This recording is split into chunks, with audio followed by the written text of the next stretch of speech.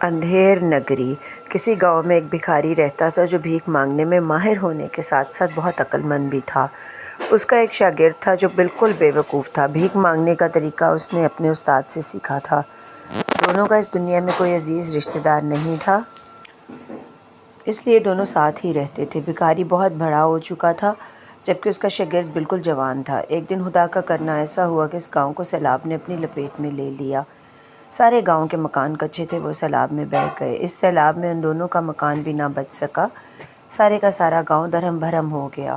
انہوں نے بھی گاؤں چھوڑنے کا فیصلہ کیا۔ ایک روز انہوں نے اپنے گاؤں کو خیر آباد کہہ دیا اور گاؤں سے نکل آئے، اور انہوں نے گاؤں کو آخری مرتبہ دیکھا تو ان کی آنکھوں میں آنسو بھر آئے۔ اس گاؤں میں انہوں نے زندگی کے نہ جانے کتنے دن گزارے تھے۔ گاؤں سے رخصت ہو کر وہ چل پڑے۔ دونوں آپس میں ادھر ادھر کی باتیں بھی کر رہے تھے۔ چلتے چلتے سورج غروب ہونے ہی والا تھا کہ انہوں نے ایک شہر کے آثار دیکھے۔ مبارک ہو استاد، آخر ہم ایک شہر تک پہنچ ہی گئے۔ خدا کا شکر ہے، بوڑھے کے منہ سے نکلا۔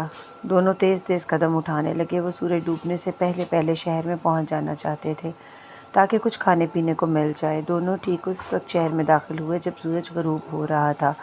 استاد، مجھ میں تو قدم بھی اٹھانے کی ہمت نہیں ہے، خدا کے لیے مجھے کچھ کھانے کا بندوبست کر دو، شاگرد نے بے دم ہو کر گرتے ہوئے کہا۔ اچھا تم یہیں ٹھہرو، میں یہیں کسی کے گھر سے کھانا لاتا ہوں، بوڑھے نے کہا اور وہ چلا گیا۔ جلدی ہی وہ کچھ روٹیاں اور دال لے آیا۔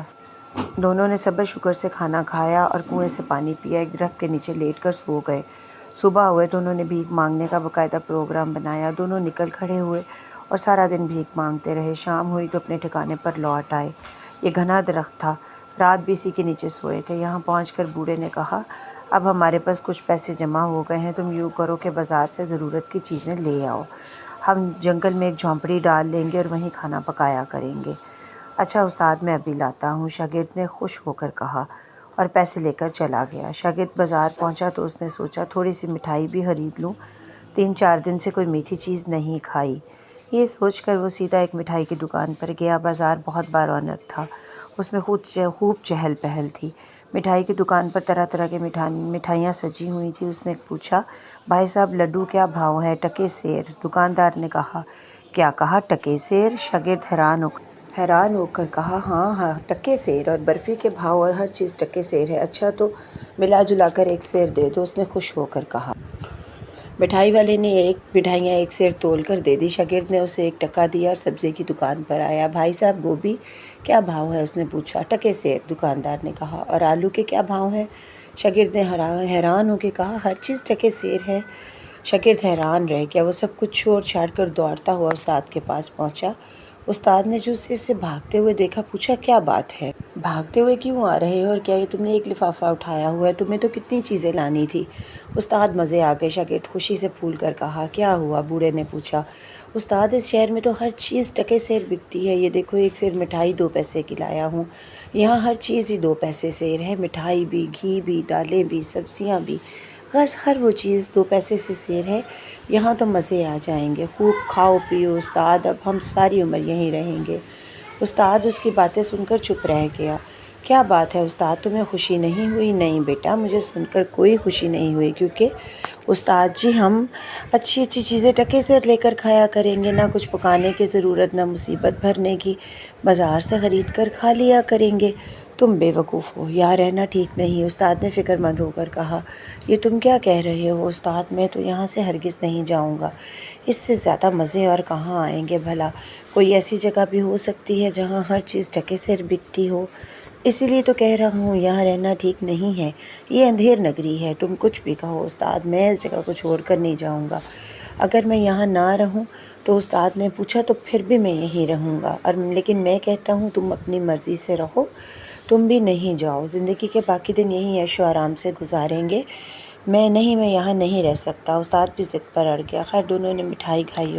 صبح ہوئی تو استاد اٹھ کر کھڑا ہوا۔ کہاں چلے استاد؟ شاگرد نے کہا، میں نے کہا تھا نا کہ میں یہاں نہیں رہ سکتا، تو ابھی کہاں جا رہے ہو؟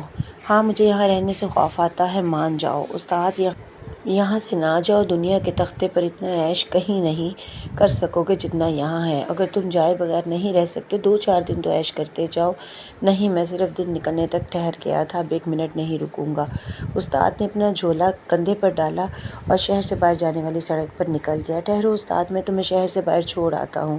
یہ کہہ کر شاگرد بھی اس کے پیچھے لپکا، پھر دونوں ساتھ ساتھ قدم اٹھانے لگے۔ شاگرد کہنے لگا، کیا خطرہ ہے؟ ہمارا کام تو بھیک مانگنا ہے، ہمیں کسی سے کیا ڈرنا؟ ہمیں کون نقصان پہنچا سکتا ہے؟ اس وقت تم میری باتوں کو نہیں سمجھ سکتے، لیکن ایک دن آئے گا جب تم میری باتوں کو یاد کرو گے اور کہو گے کاش میں نے اپنے استاد کی بات مان لی ہوتی۔ میں آپ بھی تمہیں یہی کہتا ہوں کہ میرے ساتھ چلو، لالچ میں نہ آؤ۔ ہرگز نہیں استاد، میں اسی جگہ رہوں گا۔ اچھا تو میری بات سن لو، اگر کسی مصیبت میں گرفتار ہو جاؤ تو استاد کو دل ہی دل میں یاد کر لینا، ہو سکتا ہے کہ قدرت مجھے تمہاری مدد کے لیے بھیج دے۔ تم یوں ہی فکر کر رہے ہو استاد، مجھے یہاں کوئی تکلیف نہیں ہے، مجھ پر کوئی مصیبت نہیں ٹوٹے گی۔ میں تمہیں آخری بار کہتا ہوں میرے ساتھ چلو، استاد نے مایوس ہو کر کہا۔ اور اب میں بھی آخری بار کہتا ہوں کہ میں یہیں رہوں گا، شاگرد نے اٹل لہجے میں کہا۔ اس نے اپنے رہنے کے لیے گھاس پھوس کی جھونپڑی بنا لی اور اس میں مزے سے رہنے لگا۔ ہر فکر سے آزاد تھا۔ صبح اٹھ کر بھیک مانگنے نکل کھڑا ہوتا، 2-4 آنے ہاتھ لگتے، ان کی ضرورت سے کہیں زیادہ ہوتے۔ وہ ہر چیز ٹکے سے مل جاتی، وہ مٹھائیاں، گھی، دودھ، خشک میوے پیٹ بھر کر کھاتا اور اپنے استاد کو بے وقوف خیال کر کے خوب ہنستا اور کہتا، کاش استاد تم یہاں سے نہ جاتے۔ اب اس سے کوئی کام نہ ہوتا تھا، کئی دن بھیک مانگنے بھی نہ جاتا۔ جھونپڑی میں کھانے پینے کی چیزوں کا ڈھیر لگا ہوتا، وہ ان میں سے خوب کھاتا اور ہر فکر سے آزاد، اور خوب کھانے اور کوئی مشقت نہ کرنے کی وجہ سے اس کا جسم موٹا تازہ ہونے لگا۔ وہ اپنے موٹے ہوتے جسم کو دیکھ کر بہت خوش ہوتا اور بھی زیادہ کھاتا۔ رفتہ رفتہ اس کا جسم پھولتا گیا اور وہ پھول کر اتنا کپا ہو گیا کہ اب اسے چلا بھی مشکل سے جاتا تھا۔ جب پیسے ختم ہونے لگتے تو بازار جا کر کسی موڑ پر بیٹھ جاتا۔ شہر کے لوگ اس کے موٹاپے پر ہنس کر اسے کچھ نہ کچھ دے جاتے، جن سے وہ پھر سیروں کے حساب سے چیزیں خرید کر جھونپڑی میں جمع کر لیتا اور کھانے لگتا۔ اب یہی اس کی زندگی تھی۔ اس کا موٹاپا روز بروز بڑھتا جا رہا تھا۔ اب اس ملک کے بادشاہ کا حال سنیے۔ ایک دن وہ اپنے تخت پر بیٹھا ہوا تھا، دربار لگا ہوا تھا، تمام درباری حاضر تھے اور اس کے سامنے ایک شخص کو پکڑ کر لایا گیا۔ بادشاہ نے پوچھا، یہ کون شخص ہے؟ بادشاہ سلامت، اس شخص کو بازار سے پکڑا گیا ہے۔ یہ بازار میں کیا کر رہا تھا؟ جہاں پناہ، اس نے ایک شخص کی جیب کاٹی۔ وہ کہاں ہے جس کی جیب کاٹی ہے؟ بادشاہ نے اسے پوچھا۔ وہ باہر موجود ہے، سپاہی بولا۔ اسے پیش کرو، بادشاہ نے کہا۔ اس شخص کو پیش کیا گیا۔ بادشاہ نے اسے پوچھا، کیا اس شخص نے تمہاری جیب کاٹی ہے؟ اس نے کہا، جی ہاں۔ اس نے خوش ہو کر کہا، تم نے اسے جیب کاٹنے کیوں دی؟ بادشاہ نے غرا کر پوچھا۔ جی، وہ شخص گھبرا گیا۔ تمہاری غفلت کی سزا تمہیں دی جائے گی۔ جیب کترے کو چھوڑ دو، کیونکہ یہ تو لوگوں کو ہوشیار کرنے کا فرض انجام دے رہا ہے، اور اسے پکڑ لو۔ اسے اپنی جیب کٹنے ہی کیوں دی؟ کل صبح اسے شہر کے چوراہے پر پھانسی پر لٹکا دیا جائے۔ بادشاہ کو حکم سنتے ہی جیب کترے کو چھوڑ دیا گیا اور جس کی جیب کٹی تھی اسے پکڑ لیا گیا۔ دوسرے دن چوراہے پر دل دھرنے کی جگہ نہ، اس بے گناہ شخص کو زنجیروں میں جکڑ کر چوراہے پر لایا گیا۔ وہ غریب تھر تھر کانپ رہا تھا۔ لوگوں کی تعداد میں لمحہ بلمحہ اضافہ ہو رہا تھا۔ آخر خدا خدا کر کے بادشاہ سلامت کی سواری آئی۔ بادشاہ ایک اونچی جگہ پر کھڑا ہو گیا اور اس نے اشارہ کیا کہ پھانسی دے دی جائے۔ جلاد آگے بڑھا، اس نے پھندا اس آدمی کے گردن میں ڈالا، لیکن پھندا ڈھیلا تھا۔ اب وہ شخص بہت دبلا پتلا تھا۔ جلاد میں بھی اتنی عقل کہاں تھی کہ وہ پھندے کی گرہ کو تنگ کر دیتا۔ حیران اور پریشان کبھی پھندے کو اور کبھی آدمی کی گردن کو دیکھنے لگا۔ کیا بات ہے، تم اسے پھانسی کیوں نہیں دیتے ہو؟ بادشاہ نے غصے کے عالم میں کہا۔ جہاں پناہ، اس کی گردن پتلی ہے، اب میں اسے پھانسی دوں تو کیسے دوں؟ بادشاہ نے یہ سنا تو سوچ میں پڑ گیا۔ اس کے وزیر اور امیر پریشان ہو گئے۔ سب مل کر سوچنے لگے کہ پھانسی کیسے دی جائے، لیکن کسی کو سمجھ نہ آیا کہ پھندے کی گرہ کو تنگ کر کے پھانسی دی جا سکتی ہے۔ لیکن جب کسی کی سمجھ میں کچھ نہ آیا تو بادشاہ سلامت نے کہا کہ تم سب بے وقوف گدھے ہو جو اتنی بات نہیں سوچ سکتے ہو کہ اگر ایک شخص کی گردن میں پھانسی کا پھندا نہیں آتا تو اسے چھوڑ دو، اور شہر میں جس کی گردن میں یہ پھندا فٹ آتا ہے اسے پھانسی دے دو۔ لیکن پھانسی دینے سے پہلے ہمیں ضرور اطلاع کی جائے، کیونکہ ہم یہ تماشا اپنی آنکھوں سے دیکھنا چاہتے ہیں۔ بادشاہ کی بات حکم سن کر سب لوگ ان کی عقل مندی کے داد دیے بغیر نہ رہ سکے۔ انہوں نے کتنی شاندار ترکیب بتائی ہے، وہ سب کتنے بے وقوف ہیں، کتنی سی بات بھی نہیں سوچ سکے کہ پھندا اتار کر سپاہیوں کو دے دیا گیا، اور وہ ایسے شخص کی تلاش میں نکل کھڑے ہوئے جس کی گردن میں یہ پھندا فٹ آ سکے۔ سب سے پہلے وہ ایک موٹے حلوائی کے پاس پہنچے۔ انہوں نے کہا، یہ آدمی کافی موٹا ہے، اس لیے امید ہے کہ اس کی گردن میں یہ پھندا فٹ آ جائے گا۔ انہوں نے اس سے کہا نیچے اترو۔ حلوائی سرکاری آدمیوں کو دیکھ کے بہت گھبرایا، مرتا کیا نہ کرتا نیچے اتر آیا۔ سپاہیوں نے پھندا اس کی گردن میں ڈال کے دیکھا لیکن پھندا ابھی بھی ڈھیلا تھا۔ انہوں نے مایوس ہو کر پھندا اس کی گردن سے نکال لیا اور کہا جاؤ تم پھانسی کے لائق نہیں، تمہاری گردن اتنی موٹی نہیں جتنا یہ پھندا ہے۔ اسی طرح وہ لوگوں کے گلے میں پھندا ڈال ڈال کر دیکھتے رہے لیکن پھندا چونکہ بہت ڈھیلا تھا اس لیے کسی کی گردن میں فٹ نہ ہوا۔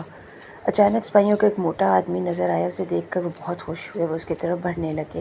وہ شخص ایک مٹھائی کی دکان پر کھڑا تھا۔ دراصل شاگرد 3-4 دن سے بازار نہیں گیا تھا، جھونپڑی میں پڑے کھانے کی چیزیں ختم ہو گئی تھیں اور اس کے پاس پیسے بھی نہیں تھے، اس لیے وہ بازار کی طرف چل پڑا۔ بازار پہنچتے پہنچتے اس کو 3-4 آنے بھی مل چکے تھے۔ وہ سب سے پہلے ایک مٹھائی کی دکان پر گیا اور اسے 5 سیر مٹھائی تولنے کے لیے کہا۔ حلوائی مٹھائی تولنے لگا، اچانک اس کے ہاتھ سے ترازو چھوٹ کر گر پڑا۔ کیا بات ہے، کیا تمہارے ہاتھوں میں جان نہیں ہے؟ وہ آ رہے ہیں، مٹھائی والے نے خوفزدہ ہو کر کہا۔ کون آ رہے ہیں اور تم اس قدر گھبرا کیوں رہے ہو؟ شاگرد نے حیران ہو کر پوچھا۔ اتنے میں سپاہی پھندا لے کر وہاں پہنچ گئے۔ ان کو شاگرد ہی نظر آیا تھا جسے دیکھ کر وہ بہت خوش ہوئے تھے۔ پہلوان ذرا اپنی گردن تو ادھر کرنا، ایک سپاہی نے مسکرا کر کہا۔ کیوں، کیا بات ہے؟ شاگرد نے حیران ہو کر کہا۔ معاملہ یہ ہے کہ ایک شخص کو پھانسی دی جانے والی تھی لیکن اس کی گردن میں یہ پھندا فٹ نہیں آیا، اس لیے ہمارے بادشاہ سلامت کا حکم ہے کہ جس شخص کی گردن میں یہ پھندا فٹ آ جائے نام اسے پھانسی پر چڑھا دو۔ صبح سے کسی آدمی کی تلاش میں ہے لیکن ابھی تک کوئی آدمی ایسا نہ ملا جس کی گردن میں پھندا فٹ آ جائے۔ اب تم نظر آئے ہو، امید ہے تمہاری گردن میں یہ پھندا ضرور فٹ آ جائے گا۔ ارے مگر یہ کیا انصاف ہے، شاگرد نے چلایا۔ ہمارے بادشاہ سلامت کا انصاف ہے، اس کے خلاف کوئی آواز نہیں اٹھا سکتا۔ یہاں ہر چیز ٹکے سیر ان کے حکم سے بکتی ہے، سپاہی نے کہا اور اس نے اپنے ساتھی کو اشارہ کیا۔ شاگرد کو جکڑ لیا گیا، پھانسی کا پھندا اس کے گلے میں ڈالا گیا اور وہ بالکل فٹ آیا۔ سپاہی یہ دیکھ کر بہت خوش ہوئے اور اسے قید خانے کی طرف لے چلے۔ اب شاگرد کو معلوم ہوا کہ اس کا استاد یہاں رہنے سے کیوں ڈرتا تھا، لیکن اب پچھتانے سے کیا حاصل ہو سکتا تھا۔ اسے قید خانے میں ڈال کر بادشاہ کو یہ خبر سنا دی گئی کہ ایسا شخص مل گیا ہے جس کے گلے میں پھانسی کا پھندا فٹ آ گیا ہے۔ بادشاہ اس خبر کو سن کر بہت خوش ہوا۔ اس نے اسی وقت حکم دیا کہ اسے کل شہر کے چوراہے میں پھانسی پر لٹکا دیا جائے۔ شاگرد کو اپنے استاد کی باتیں بہت بری طرح یاد آنے لگی۔ اب استاد کی سنیے۔ استاد اس شہر سے نکلا تو بہت اداس تھا کیونکہ اس شہر نے اس کا شاگرد چھین لیا تھا۔ وہ شہر شہر اور گاؤں گاؤں گھومتا رہا اور روکھی سوکھی ملتی اسی پہ گزارا کرتا۔ اگلا دن نکلتا پھر بھیک مانگنے چلا جاتا۔